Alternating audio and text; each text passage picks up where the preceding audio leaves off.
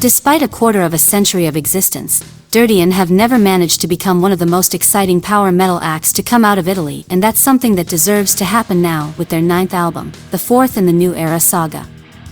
A strong production is no use if the songs aren't powerful in themselves, and here we have both holding hands and being served by technical skills that even manage to overcome the commonplaces that by now are unavoidable. An excellent album of classic power metal that fans of the genre should know.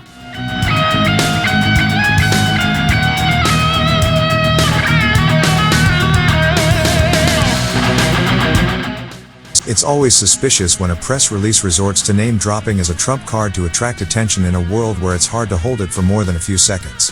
But it's inevitable. How else to draw attention to something, regardless of its quality? In the case of Sweden's Third Storm, saying that the band has influences from Battery, Venom and Hellhammer might not even be particularly appealing, despite the curiosity that they were formed in 1986 and were rowing against the tide at the time, ending their career 2 years later. Almost 30 years later, they got back together, and after their debut album in 2018, they've now come up with the Locust Mantra, which is a beautiful black metal album, full of dynamics and hooks, but also blasphemous power that makes them a very refreshing proposition and makes us think not only about the origins of black metal, but also about the path it has taken.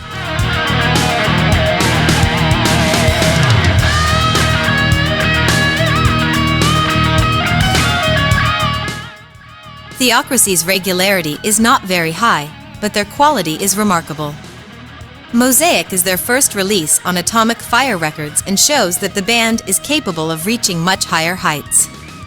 And it's well-deserved, because this new album not only demonstrates the quality the band has shown over a 20-year career, but also shows a capacity for evolution that makes them more than just another power metal band that emerged at a time when the style was on the rise. However, their maturity and a progressive personality that is increasingly appearing make Mosaic one of the good power metal surprises of 2023 and a good introduction for those who have passed by the band all this time.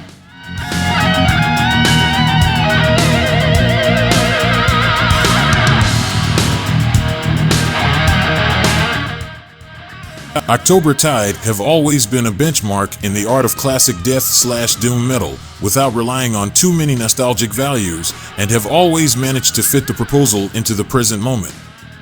The Cancer Pledge, the 7th album of the band, doesn't reverse this trend, but it presents a change of direction.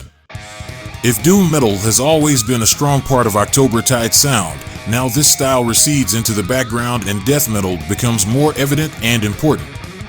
Melancholy and melody still play a strong role that the title track unmistakably shows. Despite the change, it won't be a shock for longtime fans of the band, because the quality is still there and the melodic abilities of the band remain on this album.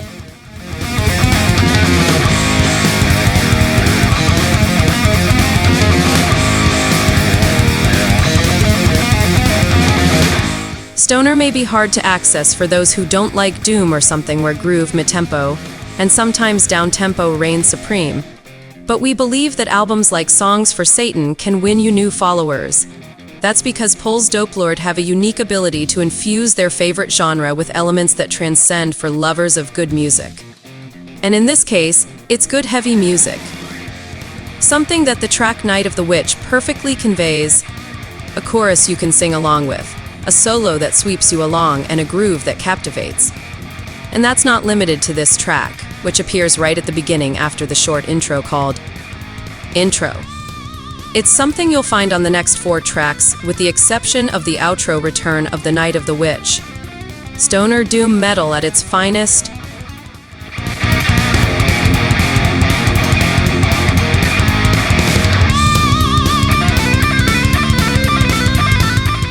Enthusiasm like this comes very rarely, so it's no surprise for us that Eradikated present their debut album here.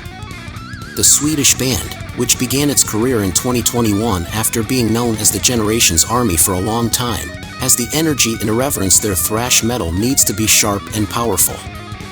It also helps that their compositions have a certain nostalgic flavor that makes us think of the furious thrash metal with a touch of crossover from the 80s. Descendants is not a one-dimensional album, though, even if the merciless pace of the tracks it contains can be misleading. A nice surprise that thrash metal fans should definitely listen to.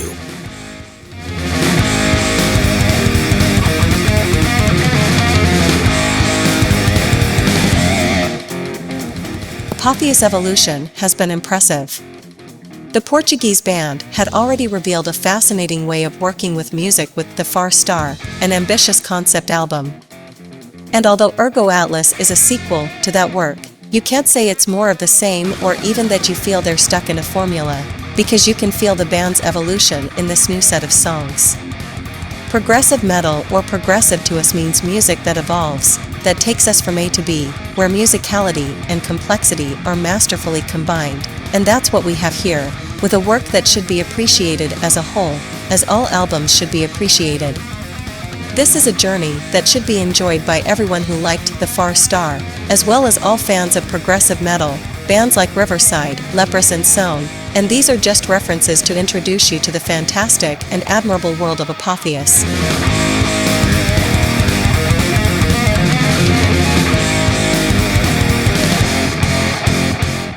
By now there is no surprise about the destructive potential of crab monsters.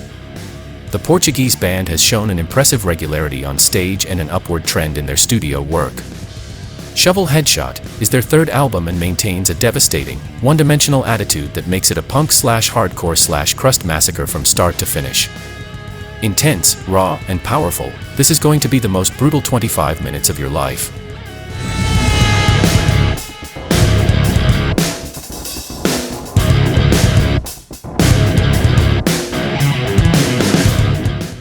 The return of the Portuguese band Blame Zeus was eagerly awaited here at World of Metal. We were sure that it would be an album that would grab us from the first moment. After all, it was the same with the last 3 albums.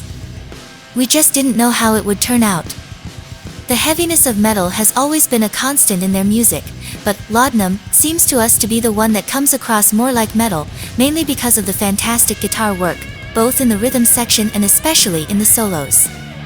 The component that has always fascinated us about their music is the emotional component, which doesn't disappear here despite the increase in heaviness. The whole atmosphere that is created brings the two elements together in such a way that it really is one of the heaviest albums of their career.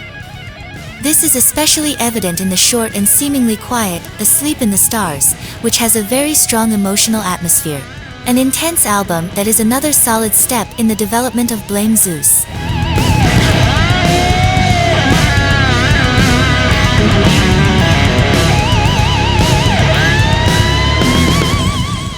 What a great album this is, the third from Americans' Restless Spirit. We have the hooky groove of stoner, the power of doom and the dirtiness of sludge that adds to the rawness of these songs that all together make Afterimage one of those unforgettable records.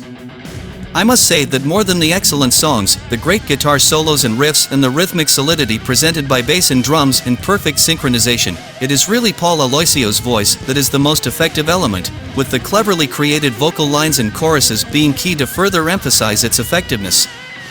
An album that is hard to ignore, and that is by far one of the albums of the year.